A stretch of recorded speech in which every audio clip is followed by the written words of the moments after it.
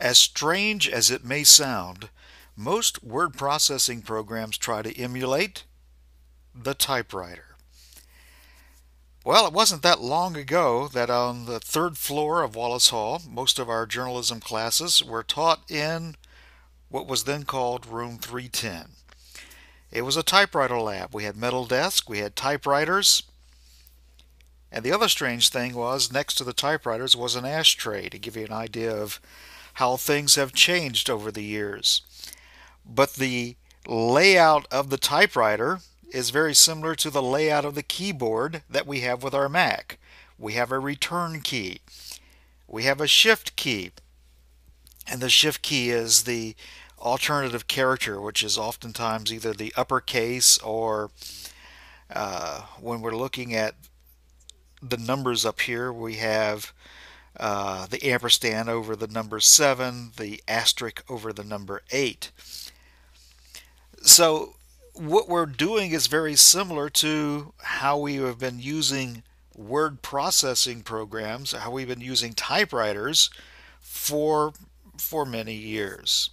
Now, there are a couple of suggestions that I will make when using a word processing program. Number one, this return key. On a typewriter, when you got to the end of the line, you'd always press the return key to go to the next one. On a manual typewriter, there was this lever that you would slide over to the left to get to the next line.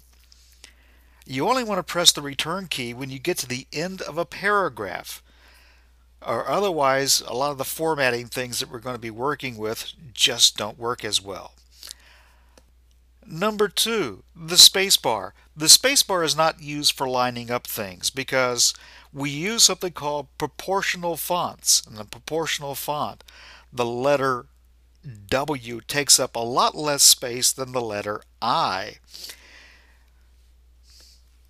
On a typewriter, every character takes up exactly the same amount of space. So the spacebar can be used to line things up. It doesn't work on a word processor. So instead of pressing the spacebar, 10 or 12 times to move things around, we're going to be using the tab key and lining up tabs. And also, you want to keep in mind that nothing exists in a word processing program until you save. As you're typing in your document and you're looking at those words on the text on the screen, there's nothing inside the computer except for the area called RAM, which is volatile memory. Volatile means if something happens, we have a power failure, your document is gone. So you want to save often when using a word processing program.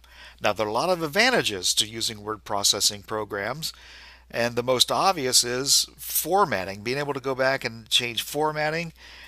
Spelling check, being able to use the spelling checker to make sure that your words are spelled correctly. And we'll talk a lot about that later on. Plus editing, being able to go back and edit your document to make sure that this really is what we want to say, and being able to move sentences and paragraphs around. These are tremendous advantages that we'll be able to work with here in this class.